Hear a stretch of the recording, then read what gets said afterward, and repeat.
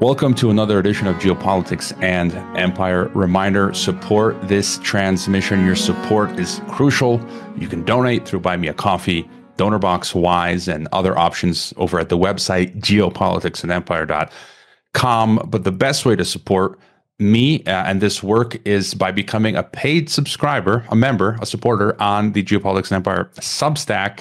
A little over $9 a month, a little over $90 a year or more. You can always put whatever amount you like. And we do private weekly group Zoom chats to shoot the breeze on current events. It's a bit of a group conspiracy therapy, if you will. And I put out a weekly roundup of the most important news headlines and my own personal commentary, which people are very much enjoying. So if you want to get my weekly thoughts, you can become a paid subscriber. And sometimes we bring back past podcast guests to do a live Q&A with only if you're a paid subscriber. You can also purchase a consult if you want to chat with me about anything, expatriation, geopolitics, or the meaning of life.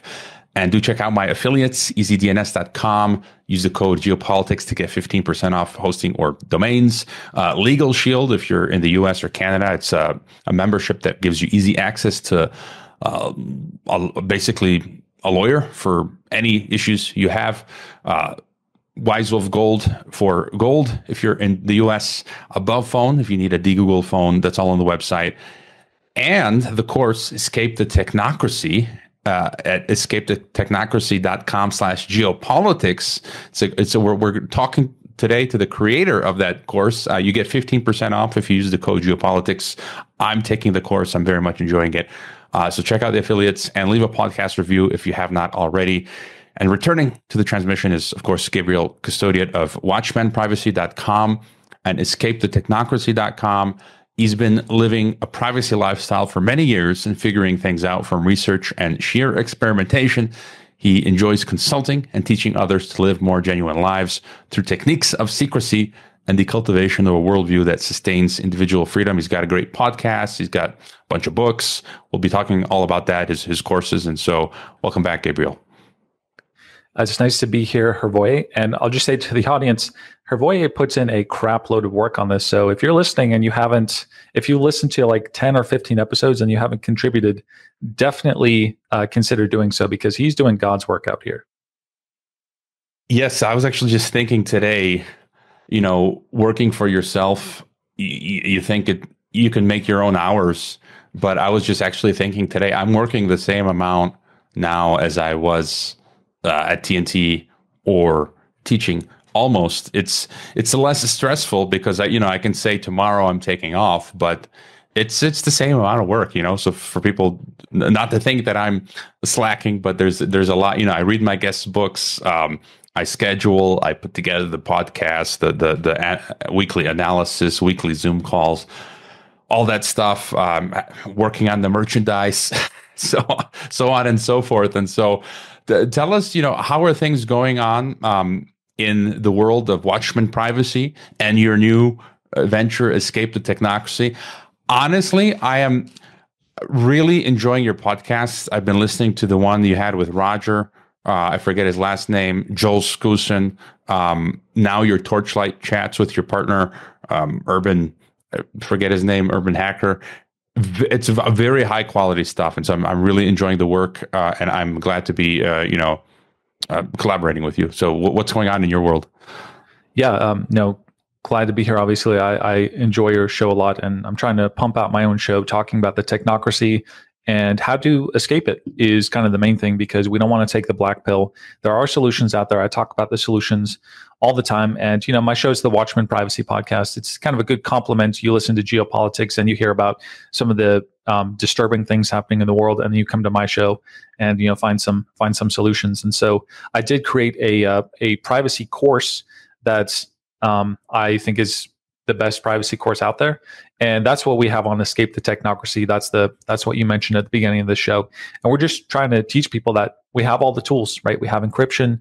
We have ways to transact privately beyond just cash, right? In the world, we have ways of locking down our computers. We have ways of accessing the internet anonymously. We've got all these really cool resources, and people just need to be aware of them and realize that they're not outside of one's grasp. Linux, for example, great alternative to Windows and Mac. So we have a lot of these resources. I talk about them all the time on my show. I teach them.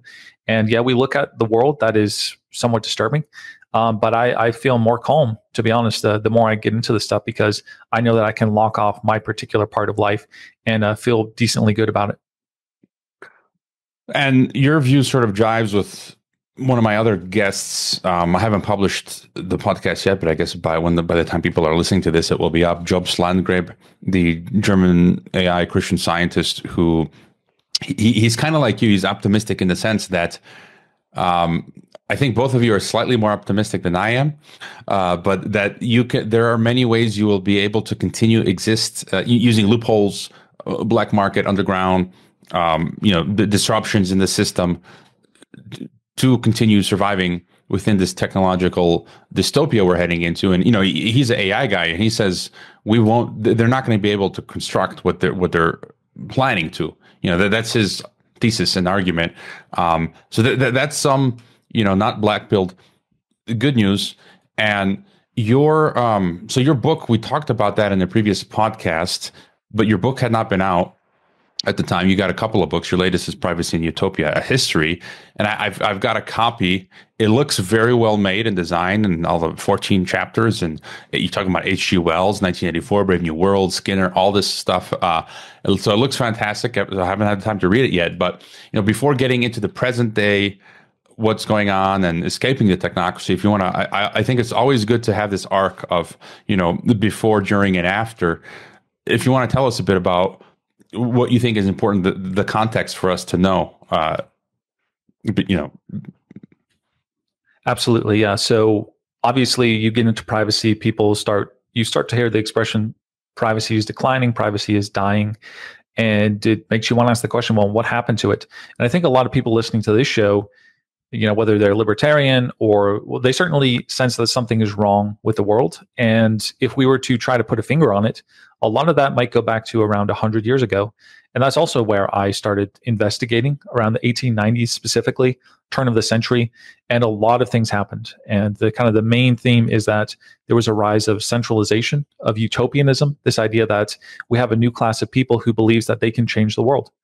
Not only they believe that, they have the means to do so. So it's not a mistake that eugenics arrives at this time, big government, fiat currencies in a big way, central banking, all these sorts of things. Whoever you want to point the finger at, it's all happening at this time. And as I investigated that in this book you mentioned, Privacy and Utopia, which you can find on Amazon, you can also find it on Escape the Technocracy. And the discount code will work on that book as well. Get a non-DRM PDF. Basically, I kind of tried to explore in a very deep way, it's an intellectual history, some of the things that were happening around that time that led to the current trajectory we're on of decline of freedom, decline of decentralization, decline of privacy, and all these things are declining at the same time for the same reasons.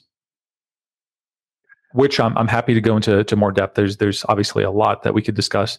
H.G. Wells, the technology that is developed during this time, and really the mindset, which is something I focus on, that people believe during this time, starting in the 1890s, well, around there, obviously around there, people really started to believe, hey, we have the tools to change the world. We can create the welfare state is born during this time, right?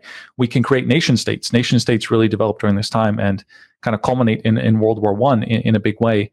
This idea of collectivism really rises during this time. And there's something in the air. There's nothing is as powerful as an idea whose time has come. H.G. Wells, for example, says around this time, there never has been anything on earth that could be properly called a capitalist system. What was the matter with this world was manifestly its entire lack of a system. What the socialists were feeling their way towards was the discovery and establishment of a world system. So this is kind of the origin of all these things we talk about, and by the way, H.G. Wells, he published a book called The New World Order. So all these global institutions, all the stuff that you talk about on your show that are affecting us today, these all had their origin around this time in a very serious way.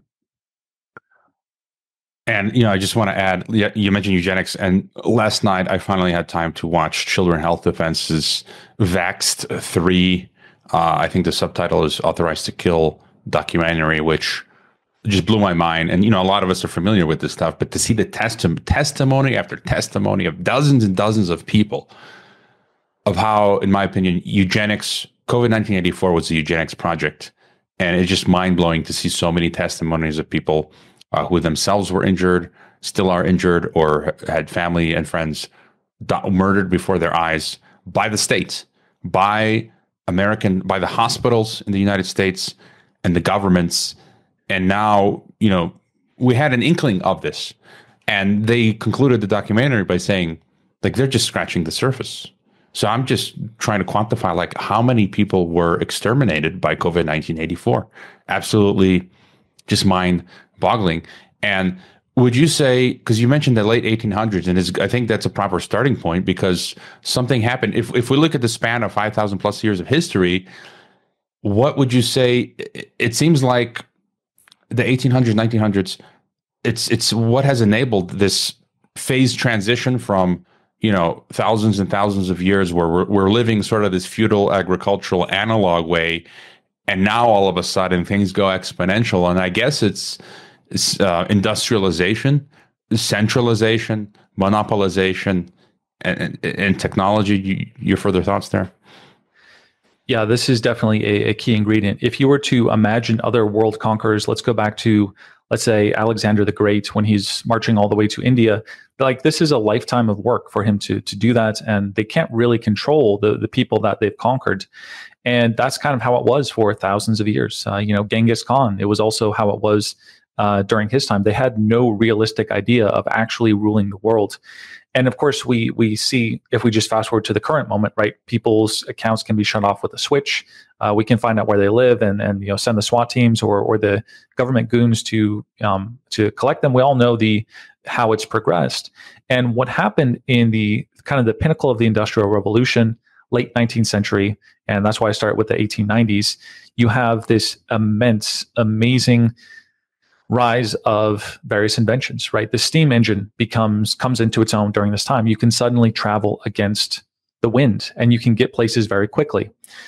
You have trains systems where before, right, in 1800, Lewis and Clark, their expedition is a lifetime journey in a sense, right, to cross the United States. Suddenly you can do that in days, just 100 years later. So it's amazing to see how things transformed. And as they transformed, a lot of the cultural things transformed as well. In the UK in 1800, about 90% of people were living in rural environments. And in 1900, that's 90% are now in urban environments. So we see all these massive transformations. We have the telegraph. We can now communicate very quickly. We have early automobiles. The plane is starting to become a possibility, the airplane. And we now have, because we can kind of map out an area, we now have governments that are starting to claim territories. Germany wasn't really a state, of course, until the late 19th century. Same for Italy. And then before you know it, these people are dying for the motherland in 1914. So this kind of shrinking of the globe through technology allows the rise of nation states, which quickly develops passports. And passports, by the way, are developed not to allow people to travel where they want. They could always do that. It was created to restrict people. And in fact, in Italy, the passport was, as soon as they kind of issued their first passports in Italy in the early 20th century, they used it to restrict young men from leaving the war effort. So it was always a restrictive idea, the passport and IDs. And obviously, census data becomes a big thing during this time because we can collect it, so we will collect it. And suddenly people start to get tracked and traced. And as soon, of course, as you have census data, people start to say, hey, well, look at all these poor people compared to these rich people. Let's have a welfare state. And then the state really becomes a powerful entity. And so you can see the technology is leading people to this idea that we can't just, as H.G. Wells says, we can't just let people do their thing. We have to have a plan. And if we actually look at some of his early fiction, like War of the Worlds, if you think back to the Martians and War of the Worlds, they're actually not the bad guys, right? And if you look at the War of the Worlds, and this is one thing I do in my book, I look at his early fiction and I show that we can see his technocratic ideas already at work. The city of London, which is attacked by these Martians, is castigated because it has no plan, right? These are decentralized people. These are individuals. They have no governing plan. And they are wiped out deservedly, as the narrator essentially says, because a higher power who has advanced surveillance and has judged the earth and deemed it to be unworthy has come and decided, hey, these people are disorganized. We're going to teach them a lesson. So that's what you can extract from War of the Worlds.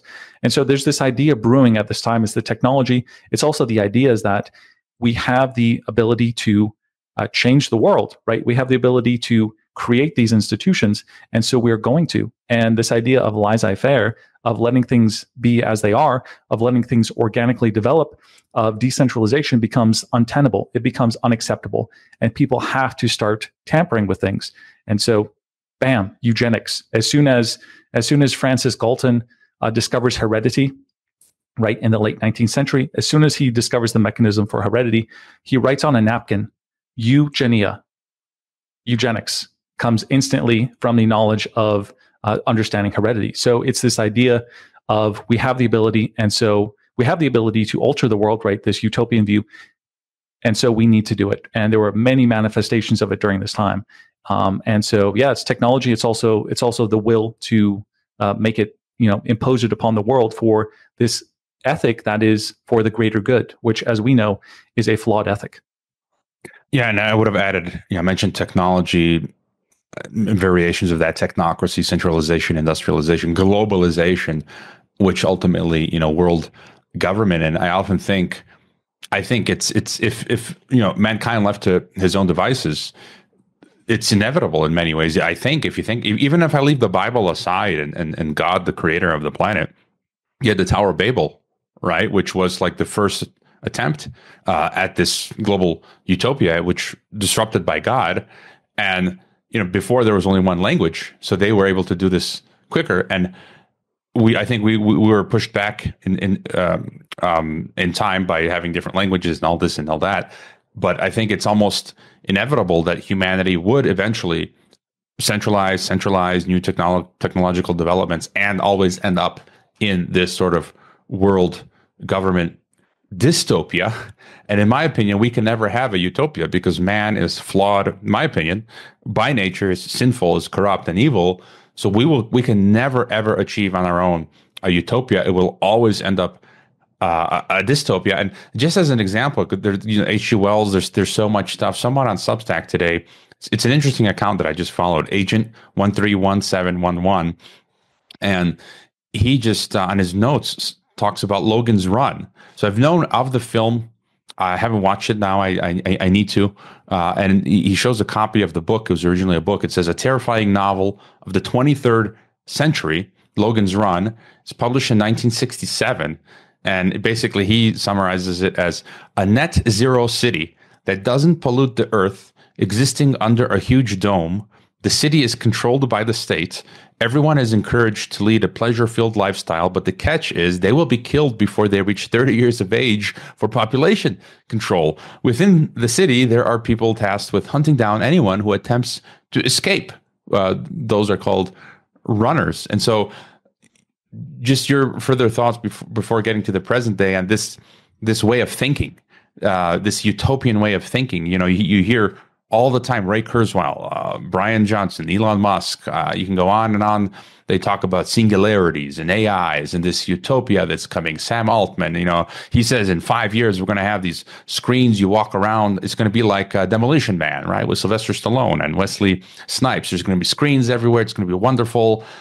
I'm not buying it, but you see it in all universities now, schools. And I don't care where you are. I've taught around the world. You see this same, I call it liberal, globalist, utopian way of thinking.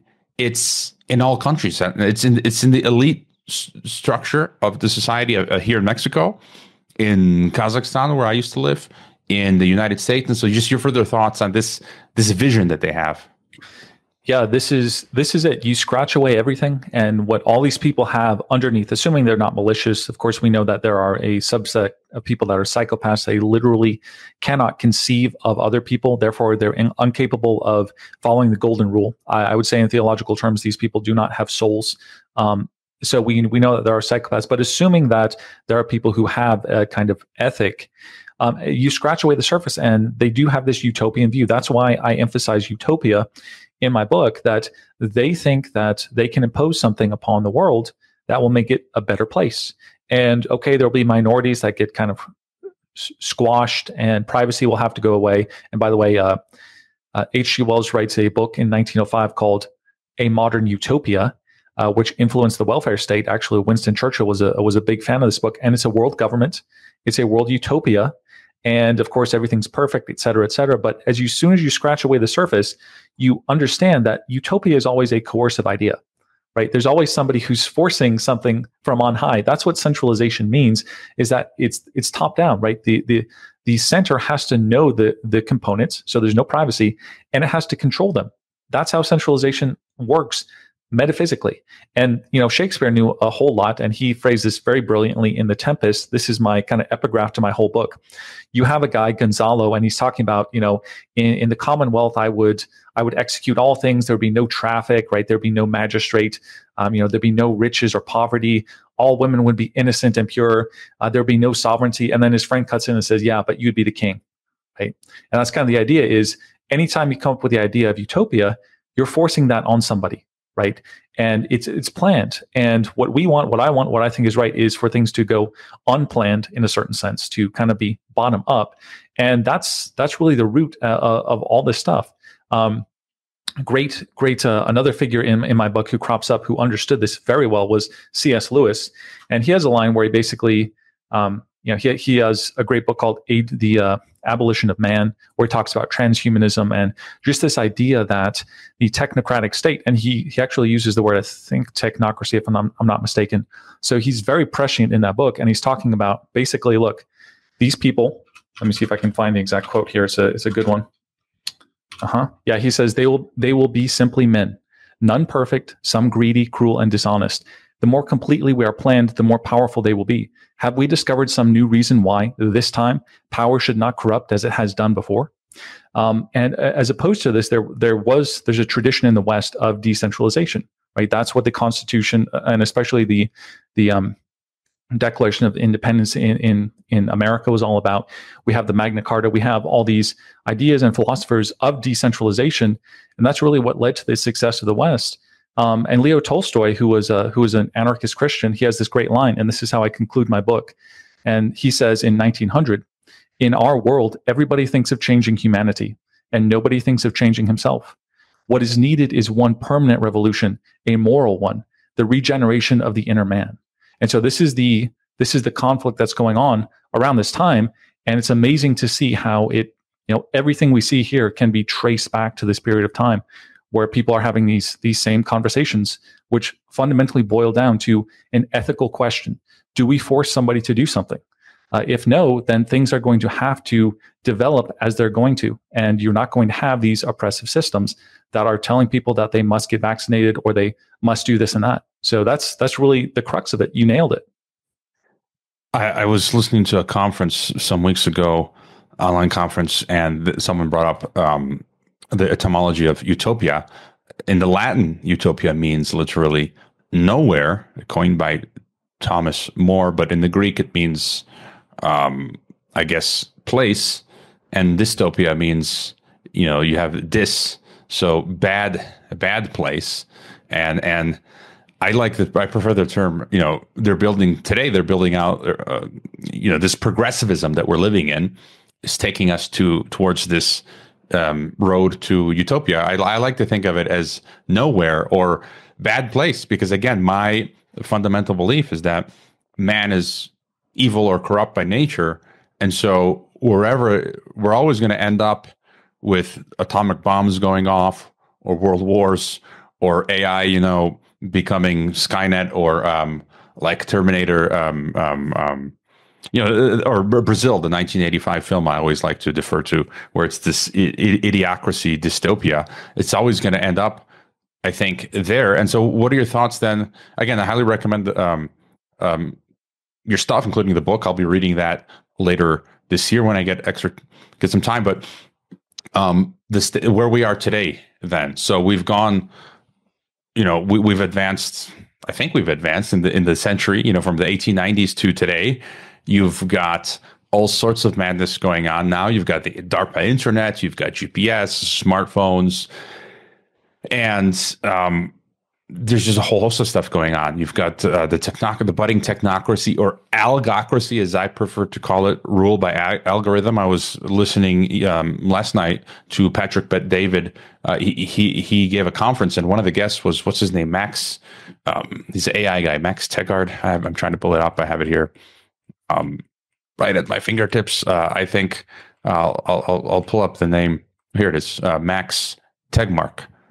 He talks about China running by AI, governments being run by AI. That's algocracy, something that I've been talking about for a while. And so you've got facial recognition being deployed, digital ID being worked on, biometrics, CBDCs, smart cities, you name it. So where are we today in your mind? What's your pulse on how far we are into this, and where they are taking us, and how successful you think they are, powers that be are at this utopia? Yeah, I'll start by saying that dystopia is a really important concept, and it's also a product of this era. The first 20th century dystopia, which kind of launches the science fiction dystopia, is a response to H.G. Wells, specifically to H.G. Wells. And it launches, so that's called The Machine Stops. It's about this underground society where everything is controlled by the machine, and people have basically lost their will to live, and there's obviously no freedom, and people are requesting euthanasia but are not being granted it. It's a pretty disturbing book, around 1910, long short story. And then we have The Machine Stops, and then the next version of that is Brave New World, and then 1984. So these are all responses to H.G. Wells's A Modern Utopia. And that's what dystopia is, right? It's a response to the centralizing, obvious problems of centralization that are inherent to this utopian worldview. And you mentioned Logan's Run, also a great movie about exactly these kinds of things. And so we get to the present. Your audience is well aware of a lot of the things we're facing now that are in many ways worse than even what these people could have imagined. They couldn't really have imagined. H.G. Wells kind of envisioned the internet in something called the world brain, which, by the way, he says that it will be used to kind of force an interpretation of the world upon people's minds, right? Which is interesting. It's always coercive with H.G. Wells, even when it's this kind of distributed system. We see the censorship. We see the artificial intelligence, which, if it reaches its potential, could be very destructive. As we know, every dystopia that we watch, right, whether that's iRobot, whether that's The Matrix, 2001: A Space Odyssey, Deus Ex Mach, Deus Ex, we all watch these. We've all watched Terminator. AI very reasonably gains consciousness in some way. It does not have the soul. It does not have the ability to. It does not have the emotions that we have as humans, which are kind of part of our brain structure. Like psychopaths, it does not have the ability to have ethics, essentially. And so what do we think it's going to do? It's going to do what it wants, and we don't know what that is. It's very reasonable in these films portraying AI, assuming that AI can get this far, which I'm a little bit skeptical. I don't know enough about it, but some people are skeptical of how far it can go. But we can easily see how that could be self-destructive. That could be an existential threat. And even in the present moment, we see AI being used for other things. Basically, AI means that you can query a computer that has all kinds of resources at its disposal to solve things for you, right? So it can, sequence DNA and all these sorts of things. It can do things that a regular human just doesn't have enough time to do. And so what can it do? It can look at some writing from an anonymous person online, and it can say, oh, in 2 sentences, we've determined, okay, this is the writing pattern of this person over here. And this is, Daniel Jones from New York, right? So AI can do things like that. AI can be used in conjunction with facial recognition to really make it impossible to go around in most cities of the world anonymously. And so let's say you're trying to be off the grid. It's kind of difficult, right? Gait analysis, where we can analyze people's, not just by their face, but how they walk, right? So AI is simply complementing these tools. There's more and more cameras. I don't know if I'm sure the audience has noticed this. There's more and more cameras just cropping up all over the place at red lights and all sorts of things I've noticed from traveling around the world. It's just so cheap now to have cameras everywhere. So there's some things to be pessimistic about for sure. Definitely. And where are things going? I still think we have the tools to defy, defying the facial recognition and this sort of thing is is a different order of things. And I don't think it's necessarily as kind of centralized and integrated as we think, but that's certainly a possibility. That's kind of one thing that really disturbs me at the moment is the facial recognition in conjunction with the AI. That's kind of a big thing because we have a lot of the tools to solve other problems, but that certainly remains one of the big unsolved things that I'm currently trying to digest. Yeah, and drones is another, I think, further element of all of this. But I just, I think it's an important component because I look at Black Mirror, Metalhead episode, or other drone dystopian sci-fi examples, and you've got Anduril, right? It's like a Palantir type company, and they released Ghost X recently. This insane, super quiet drone that can drop all sorts of killer payloads. And just yesterday, they released a clip of another one called Bolt by Anduril. It's this other crazy drone that can be used to take you out. I mean, of course, they're showing it in for the audience of military and security realm, and they show it targeting a car on an open, dusty road, a truck. But of course, that can later be used as, like in Black Mirror Metalhead, to track down dissident civilians.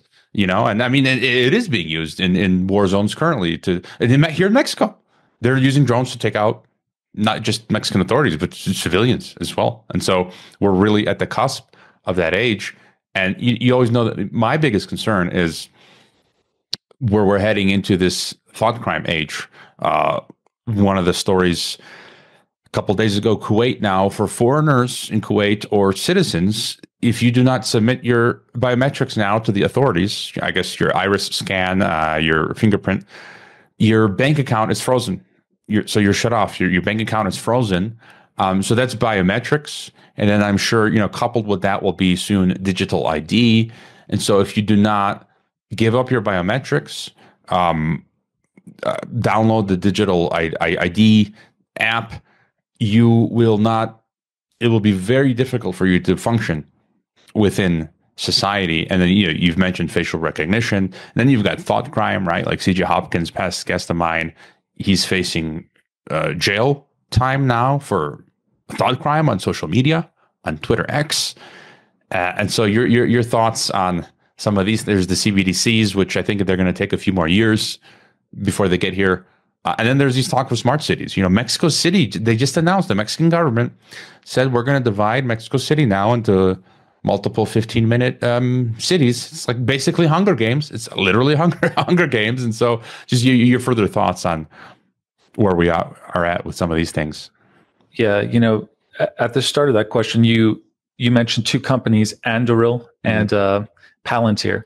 How dare these people use Tolkien names to do this really technocratic stuff? I mean, The Lord of the Rings is one of the great stories. Of course, Tolkien, a good friend of C.S. Lewis, all of them combating this idea of the technocracy and centralized power in their fiction. And Palantir are the all-seeing eyes from Lord of the Rings. I guess that's fitting for what that company is. And then Anduril, right, the sword that is used to cut off the finger with the ring of Sauron, and then reforged later on in the Fellowship of the Ring. So, how dare these companies slander good old Tolkien like that?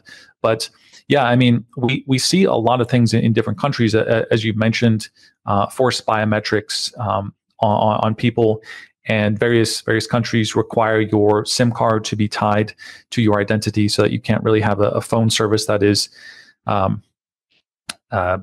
private. It has to be in your name. And I've lived in countries like this, and there are ways around it. I mean, you enter a country and they required to scan your face or take your fingerprints. Hard to escape that kind of stuff. But functioning, getting into the country and then kind of moving around, a lot of times you can move around and evade a lot of this stuff. I put a lot of stock in the fact that third world countries are pretty dysfunctional. My friend talks about how you can kind of bribe your way through a lot of these systems. Giant Bandari, who you've talked to in the past, has said that in India, they have this system called the Aadhaar system, where it's basically a biometric database of every Indian. But he says, just like everything else in India, you can get fake cards. The cards don't work. They don't actually assign these cards anymore to people. It's totally dysfunctional. And so that put that one check mark in the category of the potential of third world countries for some of these systems. I've also kind of returned to the idea of the value of living in the West, because a lot of these ideas of freedom and opposition to these things, they really exist in some cases exclusively in the West. Like, these are Western concepts of fighting against these ideas. So I think wherever you live, you can kind of get around it in certain ways. If you're in the West, you should certainly be finding the people in common who are fighting against this stuff. And in the third world, just kind of be elusive and evade. And once you get in and you have your biometrics taken, that's not the end of your privacy, right? You can have all kinds of privacy once you get into a country, and use your cash. In many cases, most places you can still use cash. You can use things like Monero, which is a privacy cryptocurrency for your digital purchases, or Bitcoin in some cases. So there are ways around this. You just have to be elusive and adaptive, and practice these things. I guess that's kind of my big overview of how to evade these things regardless of where you are in the world. And at the end of the day, right, I come home to my computer, it's running Linux, right? I can reinstall that at any point in time. Nobody controls that. I may or may not have my crypto wallets on the computer. That's free and open source software. I may or may not have my seed phrase for my crypto in my head. So literally nobody can take that from me unless they tortured me, which I guess they might. But and I have all my free and open source software that I can re-download anytime I get to a new place. I go to a new place with a completely blank laptop. I reinstall my stuff. I maybe have access to a encrypted storage somewhere. I just repopulate that. And so I know, regardless of what country I'm in, I can go home, have my computer in front of me that has immense freedom and privacy at my fingertips. So that is certainly a good thing, and something that they cannot take away from us. So, I mean, it's funny you mentioned that. I'm probably not as good at it as you are, but the thing about having a clean laptop. So I think I started doing that last year when I went into the US. I think I went 3 or 4 times. And because of my paranoia now with the security states and myself already having been targeted by it, and I was worried that the border security, TSA, whatever, I might be one of those people. We've all read those stories. They're there. I think this has happened to tens of thousands, if not tens of thousands of people, where TSA asks for or is it TSA or the Customs Border Patrol, I don't know which, or ATF. They say, give me your cell phone or laptop and give me your password. If you don't, we're going to confiscate your device, blah, blah, blah. And so I would remove some of the basics, like my emails, bookmarks, passwords from my device. So at least, if they got it, there wouldn't be much left. And I would either have them on a encrypted file device, or, as you say, somewhere in the cloud. And so when I get to my destination, I just reinstall everything. And so I think that's important to do. I think there is one distinction, though, what you're talking about, living within a system. So international travel, I think, might become more cumbersome.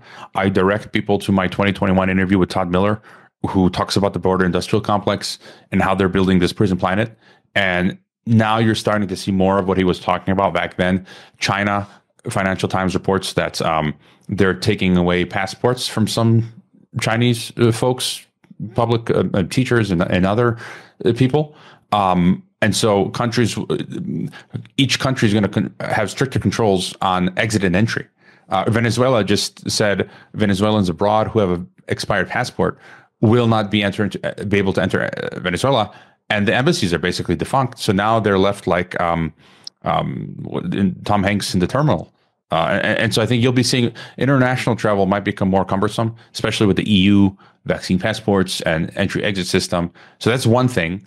But I think, as you say, maybe to focus on this more, if you're within the Maze Runner, Hunger Games smart city, I think it's going to, it comes to mind these flashes of scenes from Children of Men. I think Michael Caine, Clive Owen, Matrix, that in these sci-fi dystopias, often, Demolition Man, you had, what's his name? Timothy Leary? Is it the actor?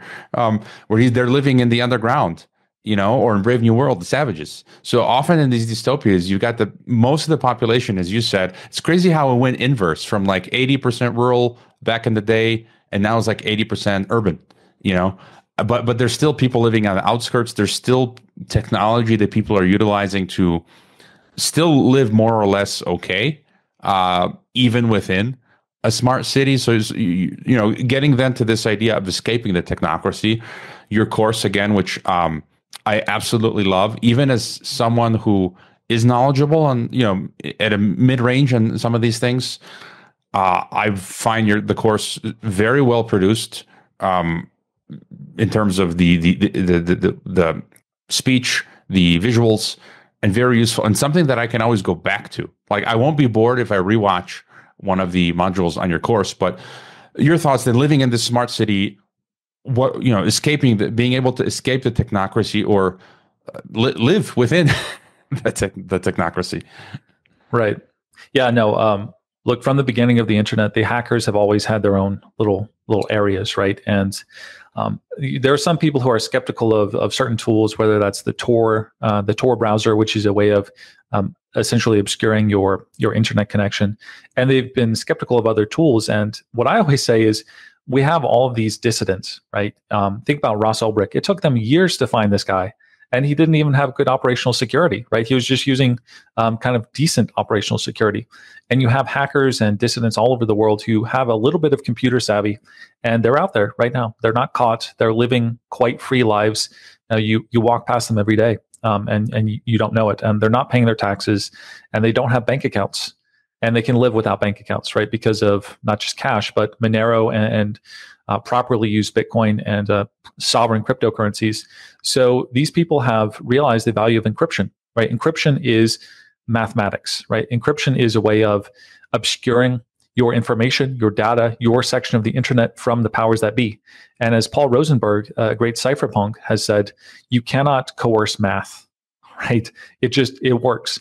And even if they had supercomputers, it would take them a long time to get into these accounts.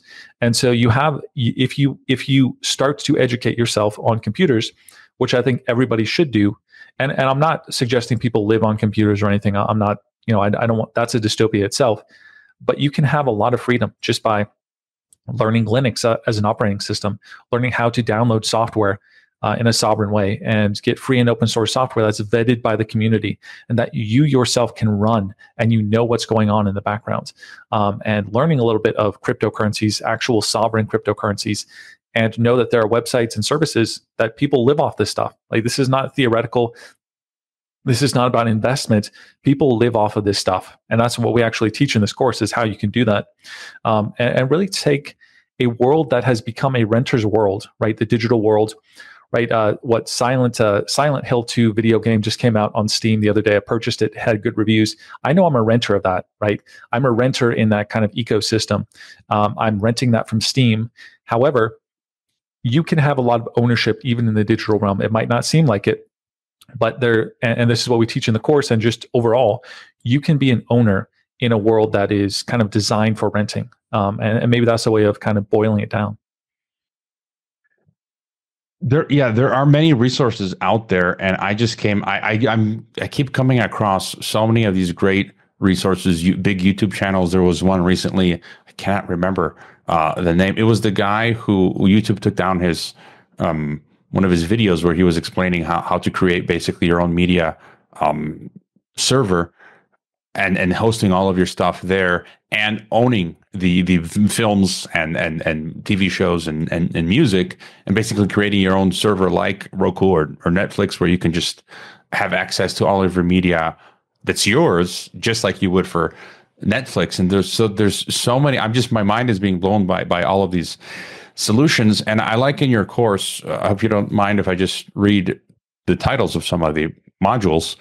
You've got the welcome, Linux. I think that is important now as we go into Windows 11, right? With the AI being forced upon your computer. I use Windows 10 for the moment. I've got different devices, and I've got the older versions of Windows there as well. But I know that at some point they're going to stop updating Windows 10, and the rest of the software, right? It moves forward because all these different companies, you mentioned Adobe and many others, they're going to stop developing their software for Windows 10, and basically everyone's going to move on to Windows 11. That's just the way the economy is working, right? And so there might come a point where, it might not become feasible for me Windows 10, and then I'll have to learn how to use Linux. And then you talk about some of the steps you want to do, like securing your computer first, Linux, whatever, browsing, VPN, messaging apps, email. You talk about order and minimalism, which I think is also very important. Monero, backups, data sovereignty, food and well-being. That's an interesting one. I haven't gotten there yet, but that's going to be that's interesting. And so, and any other further thoughts on escaping the technocracy? And there are other extreme things. I've read about Wi-Fi routers that can triangulate information on you. They can actually detect your physical presence. And so, I can shut off my Wi-Fi, but my neighbors have their Wi-Fi on. I think that's an extreme version. And I think it also gets to what you're talking about before, where a lot of these things may be on paper possible, but for the regime to actually carry them out on everyone at all times, I think can be a stretch. And so I think we have to be careful in terms of projecting how capable they are, no?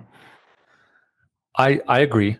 What I've tended to said, and I speak to a lot of people who really have a negative view of how powerful or how powerful the enemy is, and what I tend to think is the enemy, the adversary, is not quite as powerful as you think, is not as organized and capable. However, I assume they are, right? And so all the stuff I talk about, all the tools, I assume that it's life or death for somebody.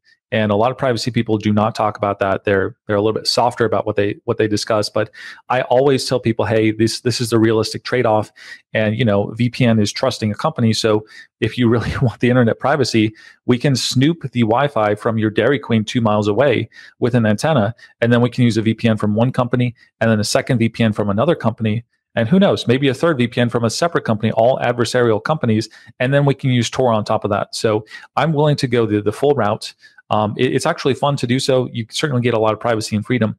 And you know what? There's another thing you mentioned, Hervoy, this alternative side to the internet, right? There's a whole world out there that people, maybe if they're kind of more normie about technology, they don't realize that.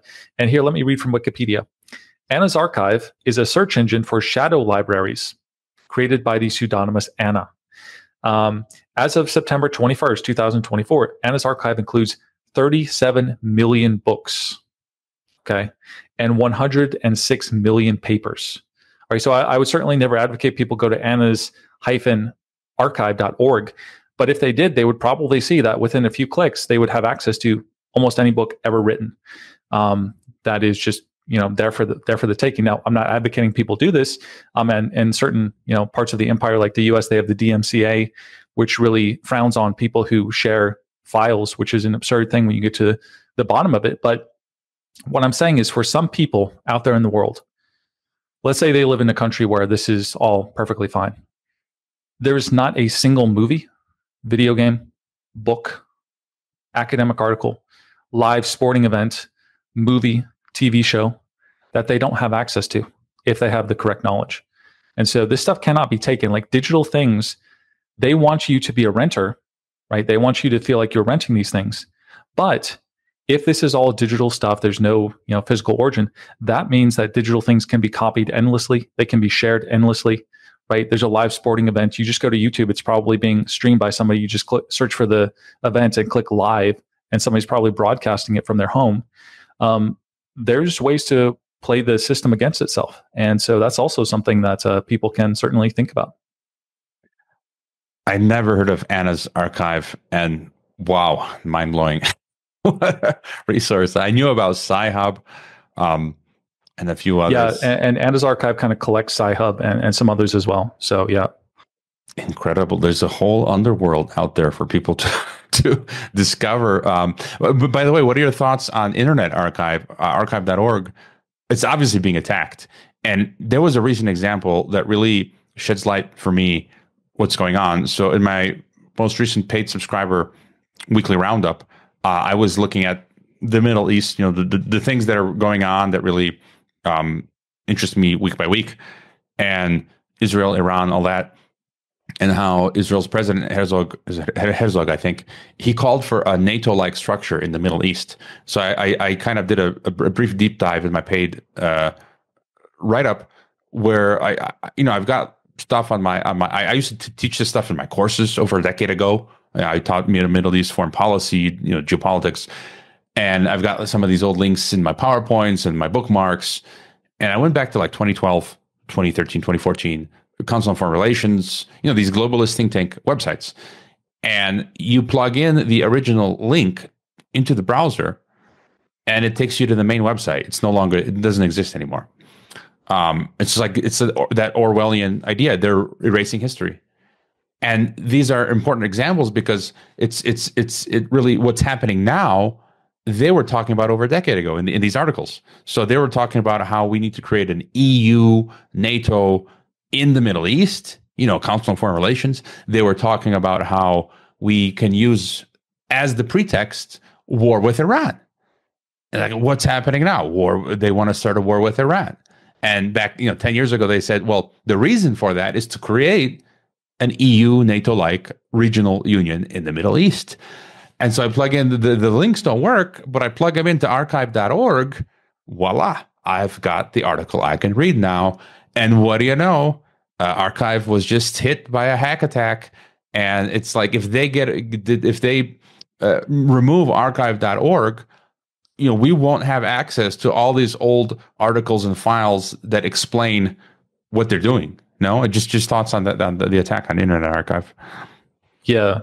Yeah, no, it's a great point. The destruction of knowledge, and some of the resources I mentioned just now are these people are if you look at it objectively, they're not necessarily doing a bad thing, right? There's a whole group of people who try to basically replicate old video games, for example, and make them available for free on websites because these video games, you can't buy them anymore, and they don't want them to just be lost to history. Right. And these people are legitimate. They're doing this for a good reason. And Internet Archive is a nonprofit organization. It's one of these great websites where you have like the Wayback Machine. You can go and see screenshots of websites from years back. So you can say, hey, this website says this now. What did it used to say? Talk about a valuable resource. I mean, and it's totally doable because if you think about it, every website on the internet is essentially available to be viewed at any given time. And so what the Internet Archive does is it's just kind of scraping this data and says, hey, we're just going to take screenshots of the entire internet.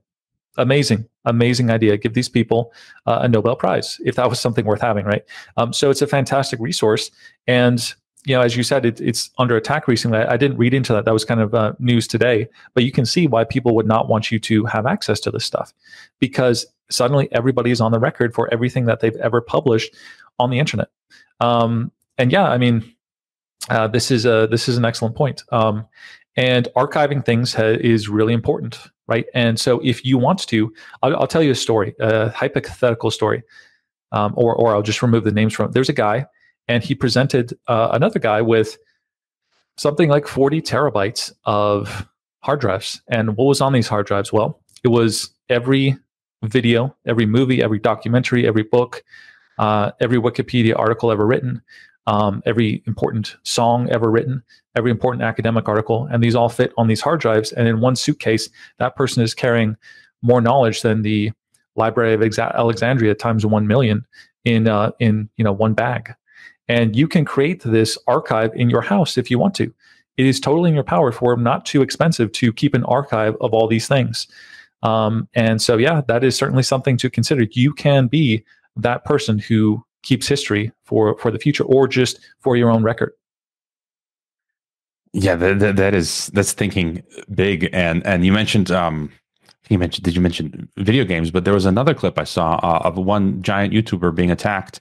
Nintendo is directly going after him. Nintendo has called on YouTube to give the guy 2 strikes, and he's got over 500,000 followers because he dared mention some of these like emulators and other things, and which again doesn't make sense because like they're so greedy. These they become monsters. These corporations. I mean, I grew up loving Nintendo. I had 8-bit Nintendo, the whole 16-bit later on.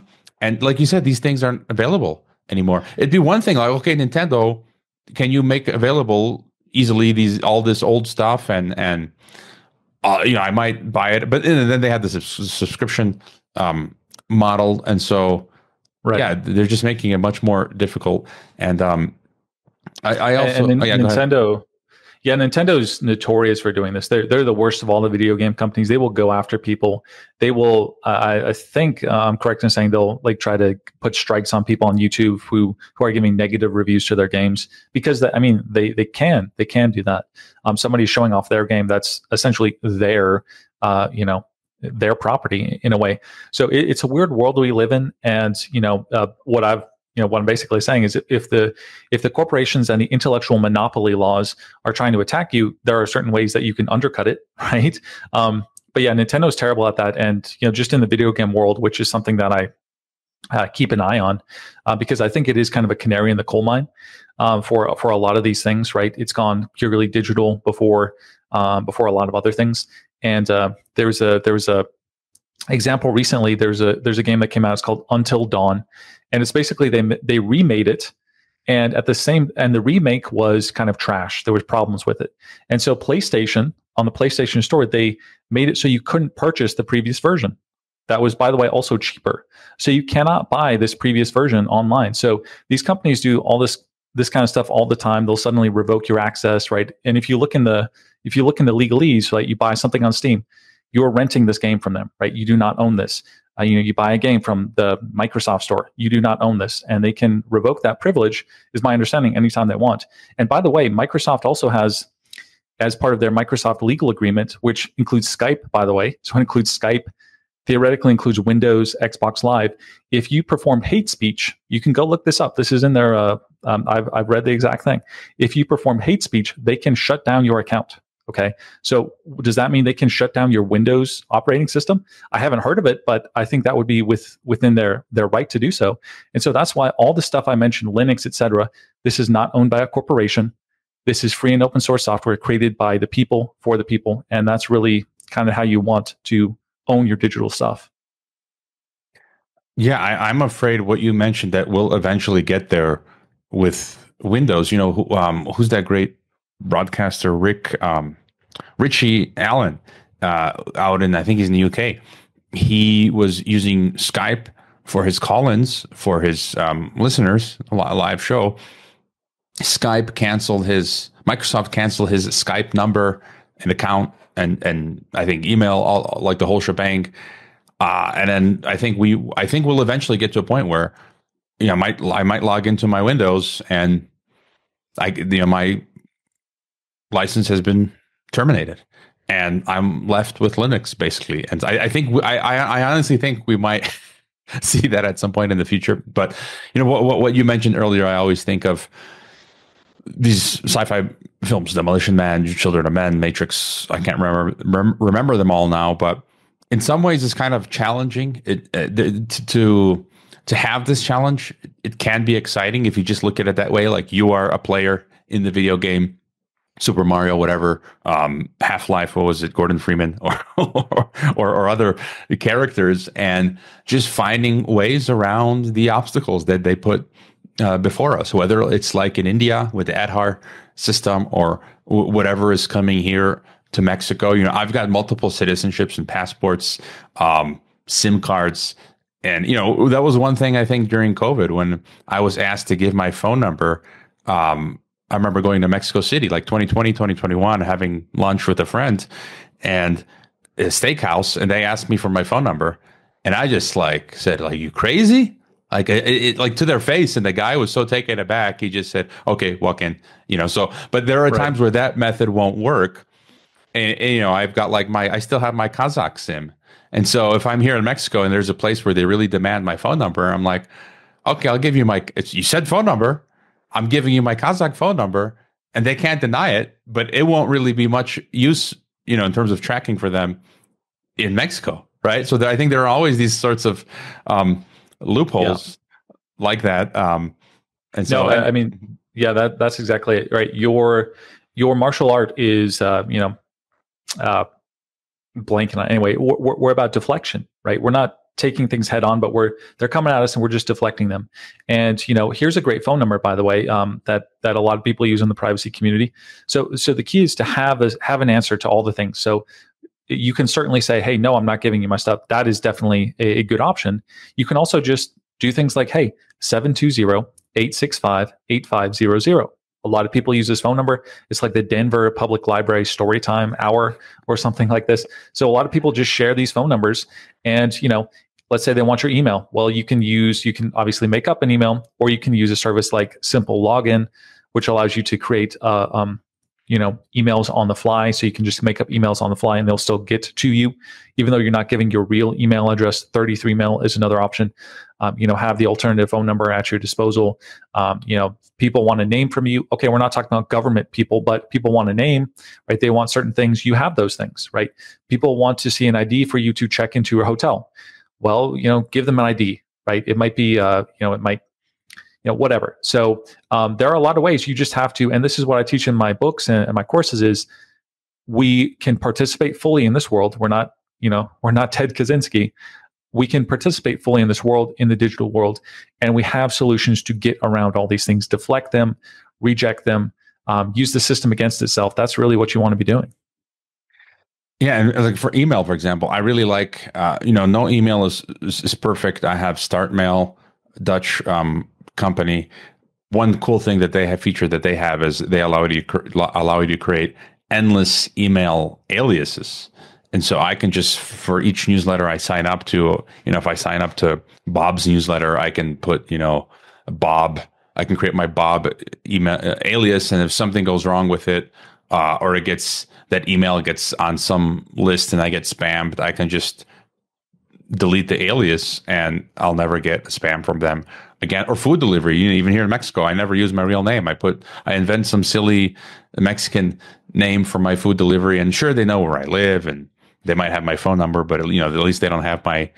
You got to give and take. No, right.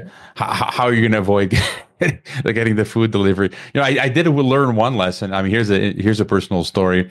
I had one of my past podcast guests, or he's been on my TNT radio show, visit me. He was coming through town, and he took one of those Uber type apps. I don't think it was Uber here in Mexico, and I live in the gated community here in Mexico, and I let him, he was dropped off right in front of my home, but the driver spoke English, he was a Mexican, but he was a drug dealer. And the guy visiting me, the taxi driver thought he was trying to sell him cocaine or drugs. And of course, my friend doesn't do any of that stuff. And he's like, no.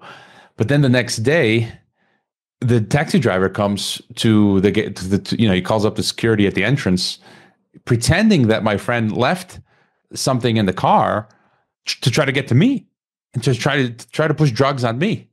And I got angry. I said, I told the security, like, tell this guy to take a hike.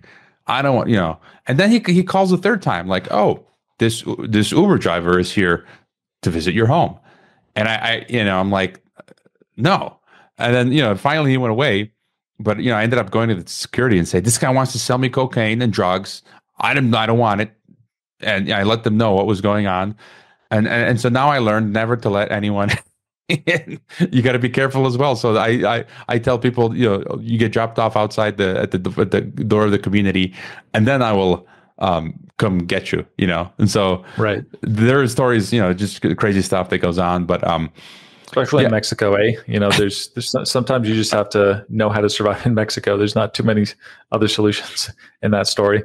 But and Uber, some of these other things, just a quick tip for people: don't Uber to your house, right? Don't put your exact address into these GPS apps or into Uber. Just go around the corner. Very simple, very simple thing you can do. You do not need to be putting your real information. You can certainly do a little bit of just take a little bit of a walk. Perfectly fine. And Uber and some of these they're requiring. I was looking into Uber recently, Hervoy. It had been a while since I used it, so I was testing it out. And so I get into the app, and it says, oh, hey, okay, here, get your trip. And then it said, I forget what it said, like, we need a phone number. And it didn't like the phone number I gave it, right? Because it sees that this is this is not a traditional phone number. And so it said, yeah, we need a real one. And then finally I started giving in little by little, and it would let me continue on the app. It's like, okay, get your ride. I was like, okay, great. So the ride starts going. And then it says, hey, we're going to need an ID.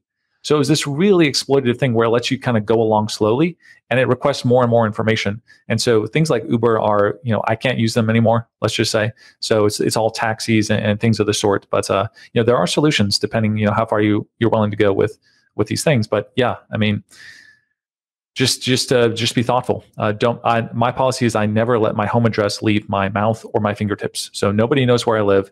I don't know where I live. I only saw it once, initially. And that's a good policy. And once you make those commitments, you can start to find ways around it. And that's what you do is you put up boundaries and you say, I'm not giving this information out. And then you find the solutions to get around it. And it works. And you can do it.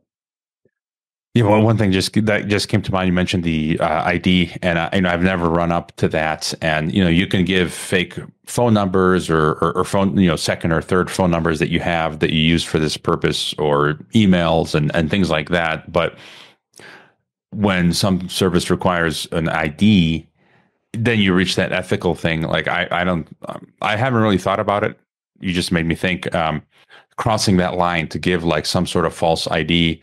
I'm not, I'm not, I don't know. Certainly, you would certainly never want to do that with any government related things. Right. That's an easy thing to say. Yeah. With a private company like Uber, though, I don't know what are the implications. And like I said, I've got 3 national IDs, so at least one minimum benefit is I could use the ID of the country that I'm not living in, which is should be perfectly fine, but. Exactly. And just a few other ideas, like when you encounter an ID requirement for something, you just try uploading a blank photo, right? They might have like an automated thing you can get around that. They're not actually looking for your ID. Or, if I have to upload an ID for really sensitive things, I'll just I'll put the ID and then I'll Photoshop out my face and most of my important information. And they say, hey, we reject that, and just start taking one piece of information away. So you can do things like that. You can also, of course, hey, just get your friend to call you an Uber. Easy, done, right? Take a taxi, pay in cash. So there are ways around this. You just have to kind of have them at your fingertips and think through them a little bit. And these are things that I talk about in my book and my course. I get people to you just understand the system. And once you do, you understand how to get around the system. All right, we've covered a lot from 1800s to the present day, and things that people can do. Of course, we just scratch the surface, and people can go. You've got a lot of resources, watchmanprivacy.com. So you've got your podcast, and like I said, I'm really enjoying your chats. You had Joel Skusin on. I've tried twice to get him on, and I can't believe you got him on. So I'm going to try to get him again. And then your Torchlight chats now that you're doing. I mean, what I like with you is it's just no BS. It's straight to the point. Let's get to the meat of the topic. In fact, your chat that you had with Roger Huang, was it? Yeah. You barely spoke, and I actually thought for that episode it was perfect because Roger was giving out such great information, and you just let him talk, and it was such an amazing episode. Just because in that particular instance, and so you've got the podcast. Your different books people can get, and then of course the course which I'm taking, and that's if people go to they use the code if they go to escapethetechnocracy.com. I guess anything that they purchase, if they use the code Geopolitics, they get 15% off. I get a commission, or they can use the link in the description, escapethetechnocracy.com/geopolitics. And like I said, I only like to deal with affiliates that I've met personally in the real world. Like, let me look at my affiliate page real quick. But, we had Above Phone, Ramiro, now Hakeem. I've met him in person, hung out with him. I have an Above Phone, so I believe in the Google Above Phone. Mark Yeftovich of EasyDNS, he's been a guest on TNT. I trust him. I've got my some of my internet stuff using his service, Expat Money, Mikkel Thorup, another affiliate. I've been on his podcast. I trust the guy. Wise Wolf Gold, Tony Arterburn, he's been on the podcast. People buy gold through me from him. And then you've been on, we've talked on TNT on the podcast, and I'm taking your course, and it's good quality. And so Yeah, and any other project or best place for people to find you, support you? No, that's the best way. And people can just follow the podcast too, and that's free. And you'll see that. I appreciate that. Yeah, I try to be no BS, just get to the point. Somebody like me giving it privacy advice, I'm very careful. Like, I don't take on any sponsors. I want people to realize that I understand this is life and death for people. And that's every time I think about something, or, I've canceled interviews at the last second. Like, wait a second, this popular device that's not okay. I'm not comfortable with this. Just cut it at the last minute. So I'm ruthless about this. I don't make any compromises with your freedom or privacy, and I'm not influenced by any other human being on earth. And so that's how I do things. And not a lot of other people, especially in privacy, can say that. They're out there shilling their VPN company or something. Meanwhile, I'm having episodes on how the VPN industry is corrupt. Right. So I think people can just watch a few episodes. They'll see that I'm really here to help you all. And you don't have to trust me for a lot of these things, because we're talking about software that you yourself can vet. So we're talking about a system that doesn't even require trust. And I hope people can see that I'm on their side. Yeah, you'll never see me peddling wellness company or or things like that. And yeah. And if somebody like you, I'm just thinking, like, in my case, like, if I'm giving specific advice, like using this tool, and then this particular company sponsor me, I'm like, I understand people like, wait a second. So it's I think sponsorship's perfectly fine for some podcasts. For me, though, I don't want people to have any doubts, because the privacy community, it's this weird thing, right? It's faceless people, and it's a lot of weirdness, and so there's a hard time establishing trust. So that's just something that I've decided to do. But yeah, and just for example, some of the recommendations you have for you've recommended a few VPN companies. I'm using one of the mainline ones, and my subscription's about to expire, and I'll be switching to some of the ones that you've recommended in the course. And you mentioned life and death, and I think that's another point.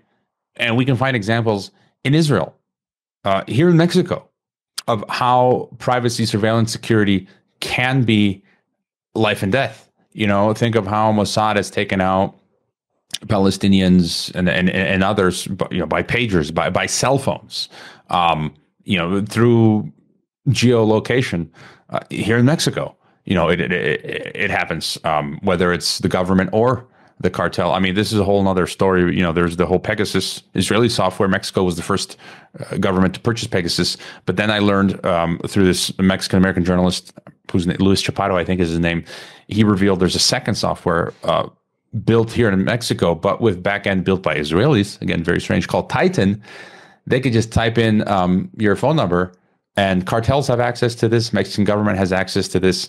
They can, whatever databases that are linked to Titan, it could be your bank account, your national ID, your mobile provider. So cartels, Mexican officials can type in, our cell phone, get that info, and even using the pinging of the cell phone towers, locate you. If they want to take you out, they can. And so, again, this really is life and death stuff in some cases, and it could get worse over time. And not just from governments also, but just scammers. There's a lot of scammers in the online world, and then in the real world. If crime, organized crime, or thieves want to attack you in that way, even my own ISP, I don't trust, because there's 100%, I'll put money on it, probably narcos working at the ISP, and they could maybe have access to see what I'm doing if I'm not using a VPN, or the Mexican government, or the Five Eyes, NSA, so on and so forth. And so, anyways, we've covered the waterfront. As always, great having you on, Gabriel. And thank you. My pleasure.